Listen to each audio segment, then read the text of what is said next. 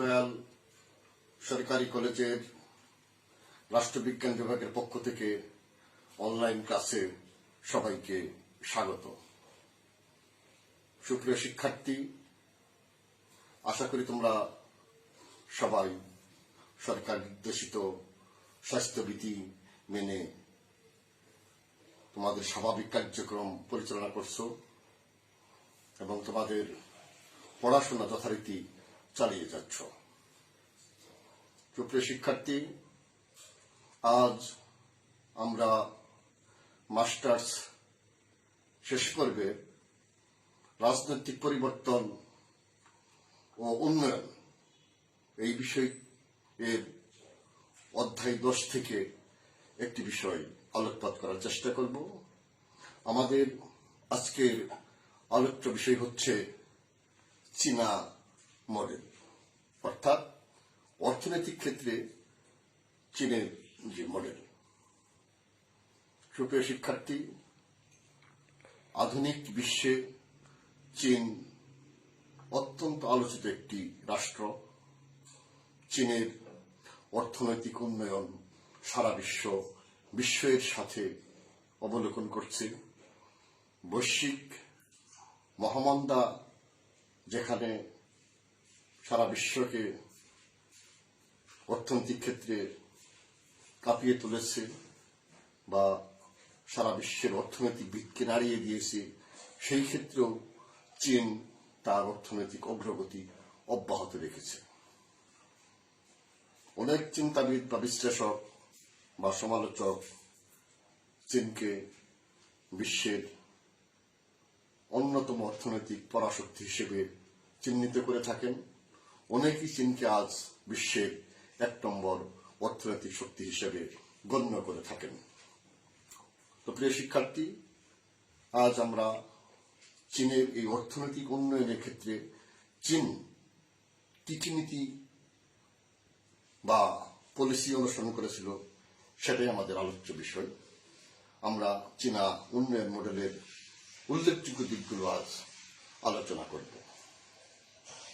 চীনের উন্নয়ন model: 1. Communist শাসন প্রতিষ্ঠা। চীনে কমিউনিস্ট পার্টির জন্মের 20 বছরের মধ্যেই চীনা কমিউনিস্ট পার্টি চীনের রাজধানী বেইজিং দখল করে নেয়। ফলশ্রুতিতে চিয়াং কাই-শেক রাজত্বের অবসান ঘটে এবং 1949 সালে চীনা গণপ্রজাতন্ত্র প্রতিষ্ঠিত হয়। এই চীনা গণতন্ত্র প্রতিষ্ঠার মাধ্যমে চীনের নতুন রাজনৈতিক ও অর্থনৈতিক ভিত্তির সূচনা হয়।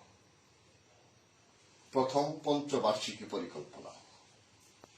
চীনা প্রজাতন্ত্র প্রতিষ্ঠিত হওয়ার পর 1952 সালে সর্বপ্রথম চীনে প্রথম পঞ্চবার্ষিকী পরিকল্পনা গ্রহণ করা হয়। প্রথম পঞ্চবার্ষিকী পরিকল্পনা গ্রহণের ফলে যে বিষয়ের দিকে বিশেষ গুরুত্ব আরোপ করা হয় সেটি হচ্ছে: 1. চীনা সরকারি কার্যক্রম থেকে দুর্নীতি তিরোহিত করার আপ্রাণ চেষ্টা করা হয়, অর্থাৎ দুর্নীতি সমূলে বিনাশ করার উদ্যোগ গ্রহণ করা হয়। 2. চীনে অর্থনৈতিক সংস্কার সাধন করা হয় এই কারণে যে চীন একটি আধুনিক শিল্প সমৃদ্ধ রাষ্ট্রে পরিণত হবে। 3. দ্বিতীয় পঞ্চবার্ষিকী পরিকল্পনা। 1957 সালে চীনে দ্বিতীয় পঞ্চবার্ষিকী পরিকল্পনা গ্রহণ করা হয়। এই দ্বিতীয় পঞ্চবার্ষিকী পরিকল্পনার লক্ষ্য বা উদ্দেশ্য ছিল দেশের সাধারণ মানুষকে দক্ষ ও যোগ্য করে গড়ে তোলা। দ্বিতীয়টি হচ্ছে সর্বক্ষেত্রে, বিশেষ করে কর্মক্ষেত্রে নারীদের অংশগ্রহণকে উৎসাহিত করা এবং ব্যাপক হারে নারীরা যাতে কর্মে অংশগ্রহণ করে সে বিষয়টি এখানে বিশেষভাবে গুরুত্ব প্রদান করা হয়। এবং চীনের উৎপাদন বৃদ্ধির লক্ষ্যে বৃহৎ শিল্পের উৎপাদনের জন্য ক্ষুদ্র ক্ষুদ্র শিল্প স্থাপন করা হয়। দেং জিয়াওপিং এর ক্ষমতায় আরোহণ। দেং জিয়াওপিং এর ক্ষমতায় আরোহণ চীনের অর্থনীতিকে একটা বিশেষ গতি দান করে বা চীনের অর্থনীতি বিশেষভাবে বেগবান হয়। দেং জিয়াওপিং ক্ষমতা গ্রহণ করার পরে কয়েকটি দিকে মনোযোগ দেন। প্রথমত, সাংস্কৃতিক বিপ্লবের কারণে নির্যাতিত বা বঞ্চিতদেরকে পুনর্বাসনের ব্যবস্থা করা হয়। ব্যবসাকে মুনাফা লাভের কারবারে পরিণত করার চেষ্টা করা হয়। শ্রমিকদের মজুরি ব্যাপকভাবে বৃদ্ধি করা হয় এবং পাশ্চাত্যের সঙ্গে বিশেষ একটা যোগাযোগ স্থাপন করা হয়। উপরিল্লিখিত পলিসিগুলো বা অনুষ্ঠিত নীতিসমূহ চীনের অর্থনীতিকে বেগবান করার ক্ষেত্রে বিশেষ ভূমিকা পালন করে থাকে। সুপ্রিয় শিক্ষার্থী, আমরা চীনা উন্নয়ন মডেল সম্পর্কে প্রাথমিক ধারণা লাভ করার চেষ্টা করলাম। আমরা এখন চীনা উন্নয়ন মডেলের যে সারসংক্ষেপ সেটা আলোকপাত করার চেষ্টা করব। এক, দুর্নীতি দূরীকরণ। চীনা উন্নয়ন মডেলের একটি বিশেষ দিক হচ্ছে রাষ্ট্রে বা সরকারের রন্ধ্রে রন্ধ্রে থাকা দুর্নীতিকে সমূলে বিনাশ করা। দুর্নীতি আর উন্নয়ন একসাথে সম্ভব না। চীন সেটা ভালোভাবে বুঝতে পেরেছিল। সেই জন্য চীন অর্থনৈতিক গতিকে, অর্থনীতির উন্নয়নকে ত্বরান্বিত করার জন্য দুর্নীতিকে সমূলে বিনাশ করার প্রচেষ্টা হাতে নেয়। দুই, অর্থনীতিকে শিল্প নির্ভর করে তোলা। আধুনিক যুগ, আধুনিক বিশ্ব শিল্প নির্ভর। তাই চীন অর্থনীতিকে শিল্প নির্ভর হিসেবে গড়ে তোলার জন্য প্রচেষ্টা চালায় এবং তারা সফলতা লাভ করে। মহিলাদের কর্মক্ষমতার যথেষ্ট ব্যবহার। চীনের সমগ্র জনগণের প্রায় অর্ধেক নারী। তাই এই বিশাল নারী জনগোষ্ঠীকে বাহিরে রেখে কোনো উন্নয়ন সম্ভব নয়।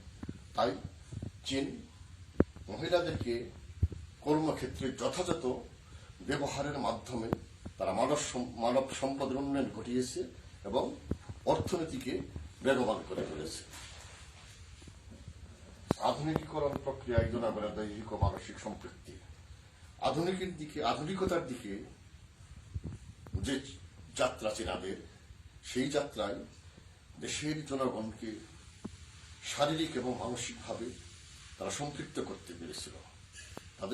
তারা মানুষের মধ্যে একটি বোধ জাগ্রত করতে পেরেছিল যে আমরা একটা উন্নত জাতি হতে যাচ্ছি, আমরা একটা বিশাল অর্থনীতির জাতি হতে যাচ্ছি। এটা চীনের জনগণ মনে প্রাণে বিশ্বাস করেছিল এবং সেভাবেই তারা তাদের কর্মকাণ্ড পরিচালনা করেছে এবং তারা সফলতার শেষ প্রান্তে পৌঁছতে সক্ষম হয়েছে। কৃষক ও শিল্প শ্রমিক উচ্চমাত্রায় মজুরি প্রদান। চীনা সরকার বা চীনা পরিকল্পনাবিদরা খেয়াল করেছিলেন শ্রমিকদের মজুরি যদি যথাযথ না হয় তাহলে তারা সঠিক শ্রম দিবে না বা শ্রম দিতে উৎসাহিত হবে না। সেই জন্য তারা শ্রমিকদেরকে উচ্চ হারে মজুরি প্রদান করার ব্যবস্থা করে, যা অর্থনৈতিক উন্নতির ক্ষেত্রে ফলপ্রসূ ভূমিকা পালন করে। নীতি আদর্শ পরিক্রমা বাস্তবে কঠোরতা। চীনা মডেলের একটি বিশেষ দিক হচ্ছে নীতি ও আদর্শ বাস্তবায়নের ক্ষেত্রে তারা অত্যন্ত কঠোর অবস্থান নিয়েছিল। এই ব্যাপারে তারা কোনো ছাড় দেয়নি। নীতি আদর্শ বাস্তবায়নের ক্ষেত্রে তারা অত্যন্ত শৃঙ্খলার মাধ্যমে অত্যন্ত কঠোরতার সাথে ভূমিকা নিয়েছে এবং তারা এর ফল পেয়েছে। সুপ্রিয় শিক্ষার্থী, চীনা উন্নয়ন মডেলের যে বিশেষ দিক বা বৈশিষ্ট্য আমরা সেগুলো সংক্ষেপে আলোকপাত করার চেষ্টা করলাম। এই আলোচনা থেকে আমরা যে বিষয়গুলো বিশেষভাবে লক্ষ্য করলাম সেগুলো হচ্ছে উন্নয়ন আর দুর্নীতি পরস্পর বিরোধী। চীনা মডেলের বিশেষ দিক হচ্ছে দুর্নীতি রাষ্ট্র থেকে, সরকারি কর্মকাণ্ড থেকে বিনাশ করা। আরেকটি বিশেষ দিক আমরা পেলাম, সেটা হচ্ছে উন্নয়নের ক্ষেত্রে মহিলাদের অর্থাৎ নারীদেরকে সম্পৃক্ত করা। আরেকটি দিক হচ্ছে দেশের জনগণের মধ্যে বোধ জাগ্রত করা যে আমরা একটা উন্নত জাতি হতে যাচ্ছি, একটা অর্থনৈতিক সমৃদ্ধশালী জাতি হতে যাচ্ছি, এই বোধকে জনগণের মধ্যে জাগিয়ে তোলা এবং এইসব নীতি বা আদর্শ বাস্তবায়ন করার জন্য সরকারের কঠোর ভূমিকা। তো প্রিয় শিক্ষার্থী, চীনা উন্নয়ন মডেল আজকে বিশ্বে বিশেষভাবে সমাদৃত। চীন তার অর্থনৈতিক অগ্রগতি বা উন্নতির মাধ্যমে বিশ্বকে তারা বিশেষ বার্তা দিয়েছে। তারা দেখিয়ে দিয়েছে যে অত্যন্ত একটা নাজুক অর্থনৈতিক অবস্থা থেকে পৃথিবীর বা বিশ্বের শীর্ষ অর্থনৈতিক অবস্থানে যাওয়া সম্ভব। এই জন্য আজ চীনা মডেল সারা পৃথিবীতে আলোচিত হচ্ছে এবং আলোচিত হবে। তো সুপ্রিয় শিক্ষার্থী, আজ আমাদের আলোচনা আমরা এখানে সমাপ্ত করি।